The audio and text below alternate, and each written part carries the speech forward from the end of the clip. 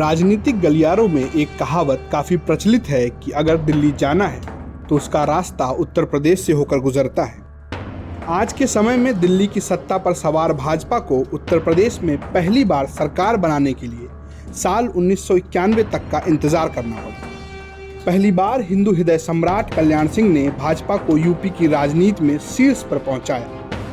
कहा जाता है कि इसी दौरान ही भाजपा के ठोस नींव की बुनियाद रखी गई, जो आगे चलकर उसे देश के शीर्ष पर पहुंचाने में कामयाब हुई। दरअसल जब कल्याण सिंह ने अपनी राजनीति की शुरुआत की, उस समय प्रदेश में कांग्रेस का वर्चस्व था। मुख्यमंत्री कोई भी हो, लेकिन पार्टी कांग्रेस ही हुआ करती थी। कांग्रेस को पहली टक्कर दी चौधरी चरण सिंह ने। यहीं से मुलायम सिंह और कल्याण सिंह जैसे नेताओं ने अलग अलग स्कूल की पॉलिटिक्स शुरू की।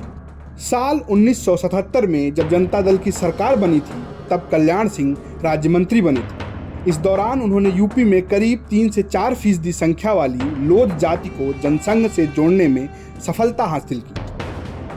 कहा जाता है कि यहीं से एक फार्मूला निकला, जिसे सोशल इंजीनियरिंग फार्मूला कहा गया।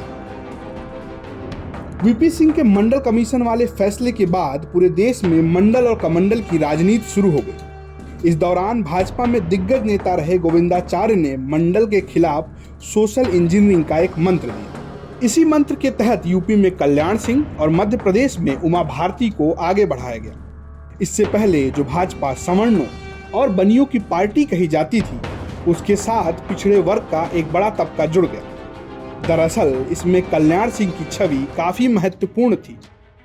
पहली बात ये कि वह फायर ब्रांड हिंदू ब्रिगेड के नेता थे। दूसरा, वो भाजपा में ओबीसी जात के सबसे बड़े नेता थे। इस कॉम्बिनेशन ने ही भाजपा को जीत का स्वाद चखाया। लेकिन जब कल्याण बाबू ने भाजपा का साथ छोड़ा, तब वो अपने साथ ये फार्मूला भी समेट ले गए। साल 2014 में यूपी की राजनीति में भाजपा 14 साल के इंतजार के बाद दमदार वापसी की। लोकसभा की 80 सीटों में से 71 सीटें भाजपा के खाते में गईं। इसके अलावा 2 सीटें उसकी सहयोगी अपना दल ने जीती। इस जीत के पीछे वही फार्मूला था जो कल्याण सिंह की जीत में था। दरअसल इस बार चेहरा थे नरेंद्र मोदी। उन्होंने खुद को ओबीसी जात के नेता के तौर पर प्रोजेक्ट किया। बतौर गुजरात मुख्यमंत्री पहले से उनकी एक हिंदू फायर ब्रांड छवि थी।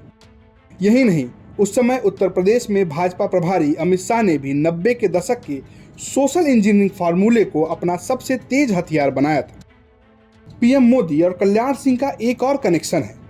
राम मंदिर आंदोलन के सबसे बड़े चेहरों में से एक रहे कल्याण सिंह 90 के दशक में एक बार राष्ट्रीय स्वयंसेवक संघ यानी आरएसएस से नाराज हो गए थे। आरएसएस ने तब कल्याण सिंह से मिलने के लिए उस समय प्रचारक रहे नरेंद्र मोदी को भेजा था। और तो और मोदी को कल्याण से मिलने के लिए लंबा इंतजार भी करना पड़ा था। राजनीति के एक ही स्कूल से निकले दोनों ही नेताओं ने भाजपा को सत्ता के शीर्ष तक पहुंचाया। कल्याण के यूपी शासन के दौरान एक और फार्मूला था जो आजकल काफी हिट है, वो है अपराधियों पर सख्ती। कल्याण सिंह के समय श्री प्रकाश शुक्ला का हो हल्ला हुआ करता था। कहा जाता है कि गोरखपुर के इस गैंगस्टर ने यूपी के ही सीएम की सुपारी ले ली थी। तब कल्याण सिंह ने संगठित अपराधों को खत्म करने के लिए स्पेशल टास्क फोर्स का गठन किया था, जो अपने आप में पहला प्रयोग था। इस फोर्स ने कई बड़े अपराधियों का एनकाउंटर किया।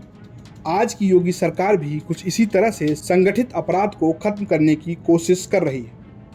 हम ये कह सकते हैं कि आज बाबू कल्याण सिंह इस दुनिया में नहीं है, लेकिन उन्होंने जो चीज़ें खड़ी की, वो राजनीतिक पटल पर लंबे समय तक एक अमिट लकीर बनी रहेगी। ब्यूरो रिपोर्ट, यूपी तक।